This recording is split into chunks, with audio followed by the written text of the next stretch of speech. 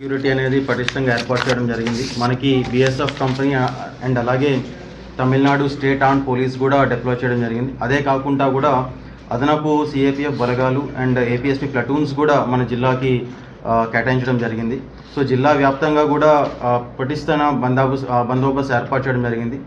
Entire డిస్ట్రిక్ట్లో దాదాపుగా ఒక 114 విలేజ్ని కొంచెం సెన్సిటివ్గా గమనించి ఆ విలేజ్ అన్నిటి దగ్గర కూడా police presence and police pickets పెట్టడం జరిగింది. ఇవే కాకుండా mobile patrolling teams and quick response teams కూడా ఏర్పాటు చేయడం జరిగింది. ఇవన్నీ కూడా ఈరోజు ఈవినింగ్ కల్లా ఈ ఎంటైర్ డిస్ట్రిక్ట్లో పోలీస్ ప్రెజెన్స్ అనేది మనకి విజిబుల్గా కనిపిస్తుంది. అండ్ ఇవి కాకుండా కూడా కొన్ని striking force and reserve force కూడా పెట్టుకోవడం జరిగింది. సో ఎలాంటి సంఘటన జరిగినా ఇమీడియట్గా రియాక్ట్ అయ్యి రెస్పాండ్ అయ్యే విధంగా ప్లానింగ్ చేసుకున్నాం. అండ్ అదేవిధంగా దాన్ని ఖచ్చితంగా ఎక్కడైనా సంఘటన జరిగితే వెంటనే స్పందించే విధంగా కూడా అందరూ సిద్ధంగా ఉన్నారు. అండ్ త్రూ యూ ఈ request everybody to cooperate in this particular process. And ఆ రోజు కౌంటింగ్ డే రోజు కూడా ఎవరైనా కానీ ఏమైనా న్యూసెన్స్ కానీ ఇలాంటిదైనా ఇన్సిడెంట్ క్రియేట్ చేయడానికి చూస్తే ఖచ్చితంగా చాలా కఠినమైన చర్య తీసుకోవడం జరుగుతుంది.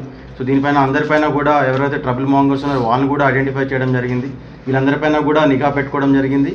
సో ఒక పటిష్టమైన ప్రణాళిక ప్రకారంగా ముందుకు వెళ్తూ ఉన్నాం. అండ్ యాజ్ సైడ్ 144 సెక్షన్ అనేది మనకి అమల్లో ఉంది. అండ్ ఎంసీసీ కోడ్ కూడా మనకి 6th వరకు ఉంటుంది.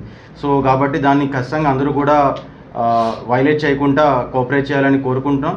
అండ్ ఎలాంటి సంఘటన జరగకుండా బందోబస్తు అనేది ఏర్పాటు చేసుకోవడం జరిగింది. And will ensure that it goes in a peaceful.